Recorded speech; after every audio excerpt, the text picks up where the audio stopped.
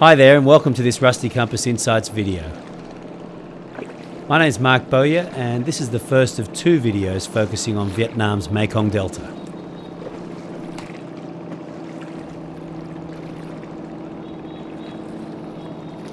The Mekong Delta in Vietnam's far south is where the mighty Mekong River ends its long journey from the Tibetan Plateau through China, Burma, Thailand, Laos and Cambodia.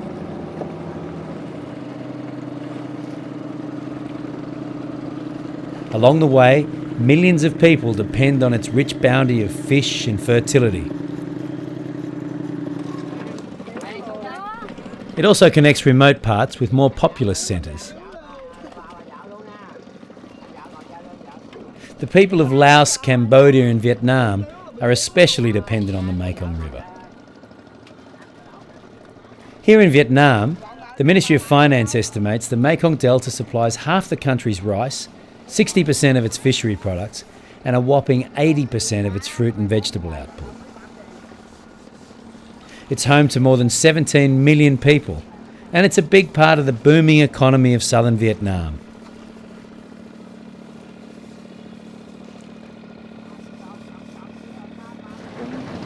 The Mekong Delta is a popular place for travellers wanting to get a sense of this mighty river and the incredible mass of humanity it supports. Mr. Phuc, 26 years old. Mr. Phuc, 26 years old.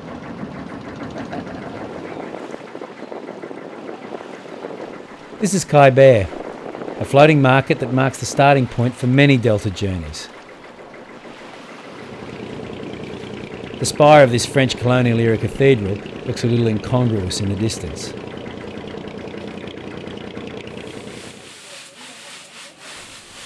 Despite being total tourist traps, the nearby candy and rice paper factories are well worth a look. The pop rice candy is delicious.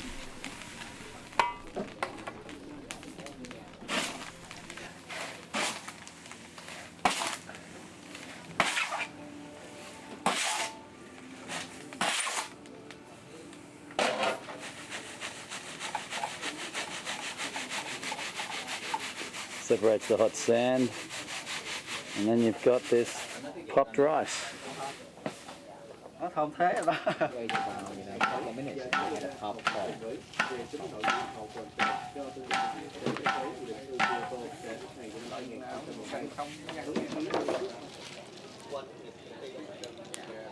This lady's making rice paper, and it's something we'll be using a lot in the Mekong for wrapping a local favourite, elephant ear fish.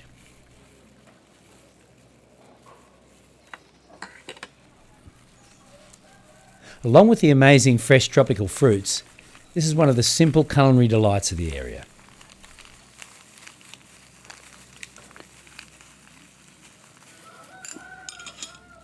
Absolute masterpiece. Come on, yeah. From Kai Bear we travel on to VinhLong, on one of the islands just opposite the town. School's out. Any chop. It's packed with fruit orchards and other farming, and this is where we'll be spending the night.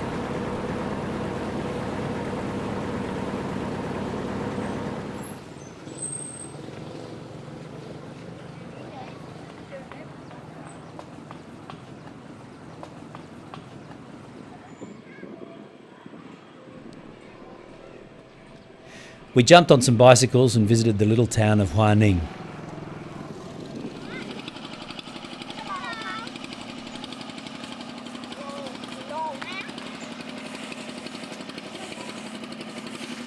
Well, I'm riding through these little laneways of the Mekong Delta on an extremely dodgy little bicycle. It's very cute. Very cute. Hello, hello, hello.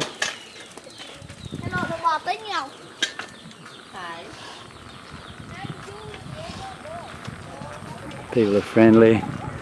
Very lush country. Hello, how are you?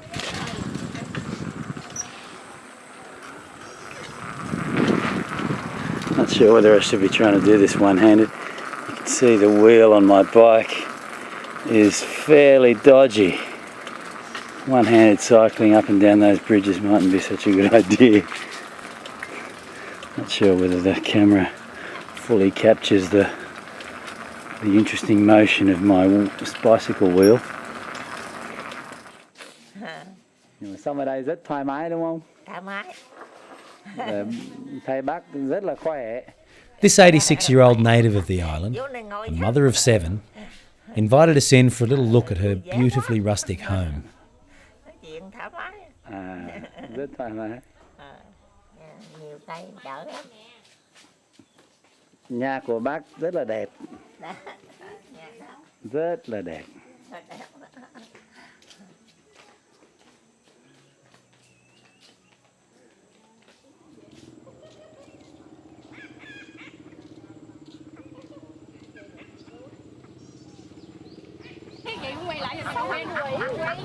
Next morning we're up early and back on the bikes for another look at Huaning Market, this time in full swing.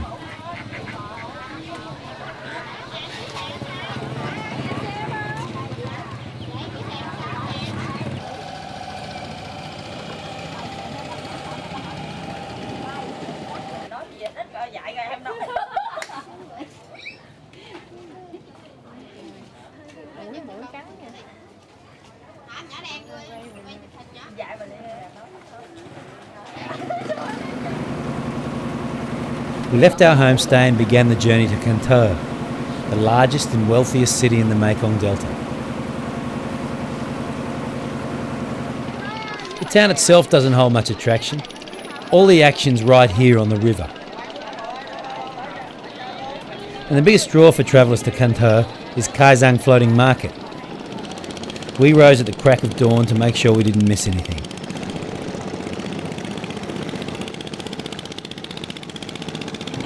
This is Khai Giang Market, which is about 30 minutes by boat outside of Cần, and it's the biggest wholesale floating market in the Mekong Delta.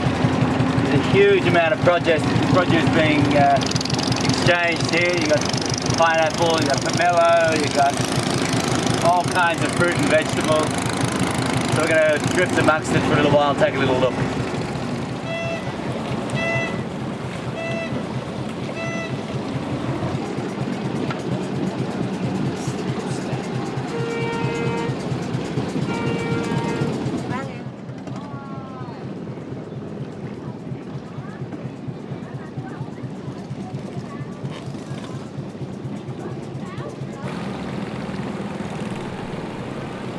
Like everywhere in Vietnam, the wheels of progress are turning quickly here.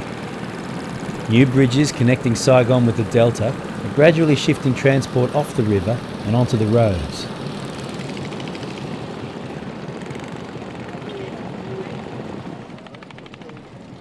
And there's another more ominous change afoot here too. Vietnam is projected to be among the nations most seriously at risk from global warming. Rising sea levels might not only displace large numbers, perhaps millions of people here. They could also devastate the area's food production that millions more throughout the country depend on.